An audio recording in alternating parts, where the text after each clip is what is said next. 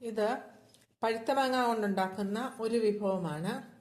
ഇത് തയ്യാറാക്കുന്നതിന് പഴുത്ത മാങ്ങ തൊലി കളഞ്ഞ് മിക്സിയിലിട്ട് അരച്ച് അടുപ്പത്ത് വെച്ച് ചാറ് കുറുക്കി അതിനകത്ത് പഞ്ചസാര ചേർത്ത് വഴറ്റി കട്ടിയായിട്ടെടുത്ത് പരത്തി വെയിലത്ത് വെച്ച് ഉണക്കുന്ന ഒരു വിഭവമാണ്.